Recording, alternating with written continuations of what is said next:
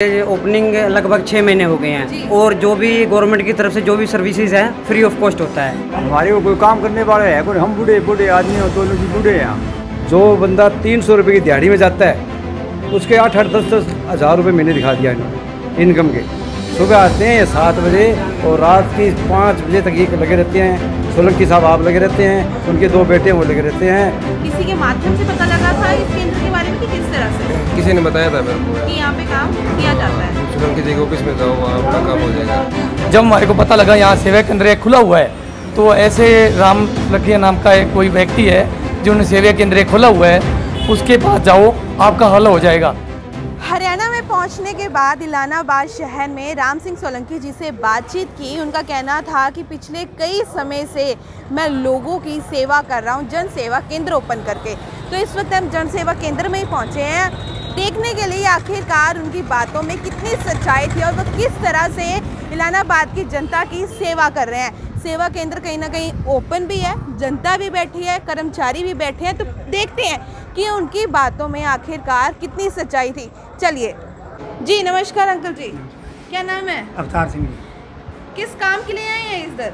ये भैन जी हमारा लिंक नहीं हो रहा है आधार कार्ड बैंक का कहते लिंक हो गया, बाहरों से चेक करवाने नहीं हो रहा है जी। धन्यवाद जी। नमस्कार। नमस्कार मैम, मैं क्या नाम है? जी रमेश कुमार। रमेश जी कितने समय से काम कर रहे हैं? जी मेरे को मतलब ये ओपनिंग लगभग 6 महीने हो गए हैं और जो भी गवर्नमेंट की तरफ से जो भी सर्विसेज है फ्री ऑफ कॉस्ट होता है। Free of cost? क्या सर्विसिंग है यहाँ पे? जैसे मान लो बुढ़ापा पेंशन हो गया, फैमिली आईडी में कोई प्रॉब्लम, आधार कार्ड, अदरवाइज जो भी गवर्नमेंट की जो भी प्रॉब्लम मतलब सर्विस में जो भी दिक्कत है वो फिर फ्री ऑफ कॉस्ट होता है। लगभग 6 महीने से फ्री ऑफ कॉस्ट है। राम सिंह सोलंकी जी की तरफ से ये दफ्तर है जो फ्री ऑफ कॉस्ट कर रहे हैं, सेवा कर रहे हैं जनता की। हर दिन कितने लोगों की समस्या दूर? लगभग 100 के आसपास, 100, 80, 90 कंपलसरी है जी। रोज आते बिल्कुल हैं, मैम। अपनी समस्याएं जी लेकर जी अपनी समस्याएं, और उनको जो समाधान जब तक नहीं होता है तब तक मतलब उनको हम पूरा वो करते हैं जब भी उनकी समस्याएं हैं वो सोल्व हो। जी धन्यवाद जी। नमस्कार अंकल जी। हाँ भाई, क्या समस्या लेकर आए हैं? हमारे बहन जी ये फैमिली कार्ड के अंदर ये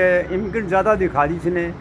हमारे को कोई काम करने वाले है कोई, हम बूढ़े आदमी हो, दोनों जी बूढ़े हैं। एक लड़का है उसका बीमार हो रहा है, उसका छल्ला गले। अरे हमारे पास कोई नहीं करिए, वो विचार भाव को नहीं, उसने दिखा दिया 2.5 लाख पीजीआई दिखा दिया। किसी के कहने से हम 2.5 लाख उसने दिखा दिया तो हमारा राशन कार्ड कटा गया, हमारे को राशन कार्ड नहीं मिलता। काम हुआ उसके बाद कि नहीं हुआ? यहाँ आने के बाद, यहाँ आने के बाद काम हुआ कि नहीं हुआ? काम हुआ है। जी धन्यवाद जी। नमस्कार। हाँ नमस्कार क्या नाम है? जी, श्यामलाल जी।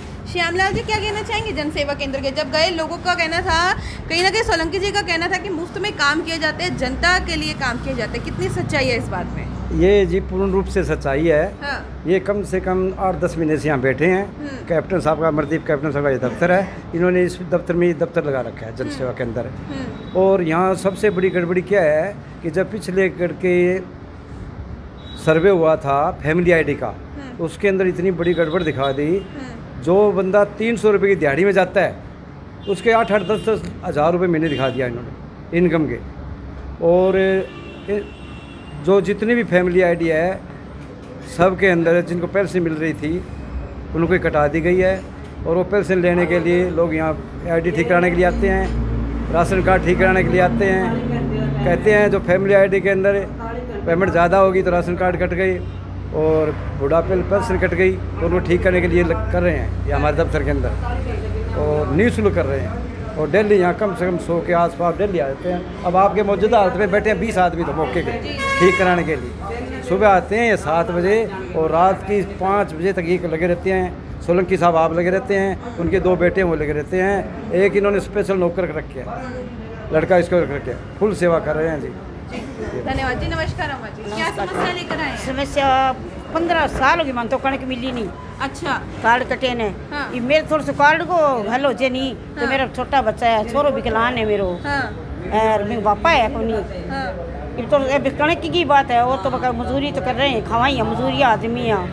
कणक कोई बागवान कणक ले रहे हैं, गरीब यहीं बैठे हैं। मन तो वोट तो नहीं देने, वोट तो ये करेगा तो यहाँ नहीं देना है, ना करेगा तो मन तो नहीं देना वोट आने।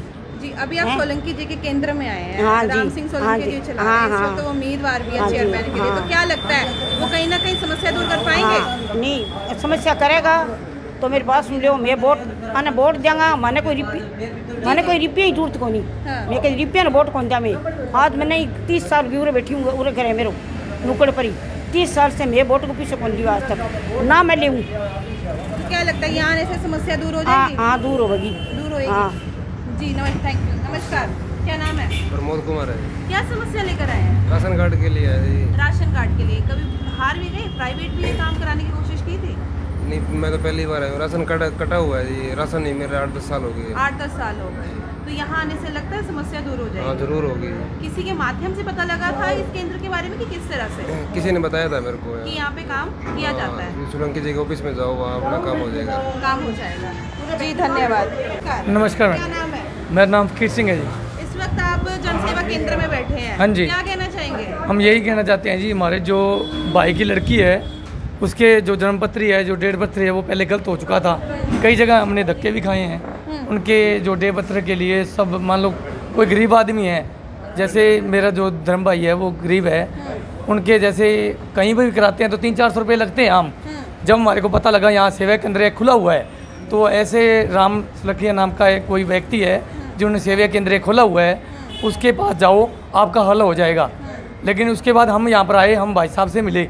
मिलने के बाद हमारे को बताया कि ये समाधान है जो आपका हम कर देंगे। लेकिन आज हमारा ये समाधान हल हो चुका है। हाँ जी, हाँ आज हम इसलिए यहाँ पर आए हुए। तो तस्वीरें कहीं ना कहीं सच लग रही हैं। जी नमस्कार। नमस्कार। क्या नाम है? सोनलाल है जी। सोनलाल जी, इस केंद्र में बैठे हैं तो क्या लगता है किस तरह से काम चल रहा है यहाँ पर? बहुत बढ़िया काम चल रहा है जी। कोई समस्या लेकर आए हैं इधर? मैं समस्या कल लेके आया था, वो समस्या हल हो गई है। ये समस्या हल हो गई। हाँ जी। जी धन्यवाद। जी नमस्कार। क्या नाम है? Edison William.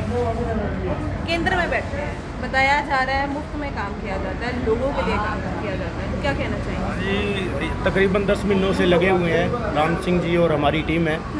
हम गरीबों का ही काम कर रहे हैं और यही एक बेस है जिससे कि राम सिंह जी को कांग्रेस पार्टी ने अपनी टिकट का दावेदार बताया है। टिकट के दावेदार तो और भी थे, लेकिन जो इन्होंने 10 महीनों में गरीब आदमियों की, लाचार आदमियों की सेवा की है, इसी बेस पे इनको हमने कांग्रेस पार्टी का प्रत्याशी घोषित किया है। और जहाँ भी हम जाते हैं वोट मांगने के लिए, वहाँ लोग एक ही बात कहते हैं, वोट तो देखो जी उम्र 30-35 साल हो गई है, वोट तो हमने पहले भी मांगे हैं। लेकिन जब इस कैंडिडेट के लिए हम लोगों से बातचीत करते हैं तो लोग एक ही बात कहते हैं भी ये कैंडिडेट बहुत ही ईमानदार है, बहुत ही सच्चा है, गरीब लोगों का काम कर रहा है, बिना कोई सरकार में, बिना कोई पद के अंदर। तो ऐसे आदमी के पास अगर हम इलाहाबाद का चेयरमैन इसको बना देते हैं तो हमारा बहुत विकास होगा, बहुत काम होंगे। लोगों के दिमाग में यही चल रहा है राम सिंह सोलंकी।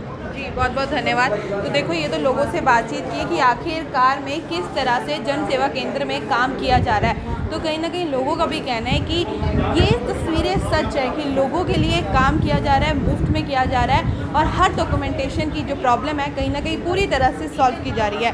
उनका कहना है कि अगर सत्ता में वे आते हैं, अगर लोगों का प्यार उन्हें 22 तारीख को मिलता है तो कहीं ना कहीं वे पूरे इलाहाबाद की समस्याओं का हल निकालेंगे।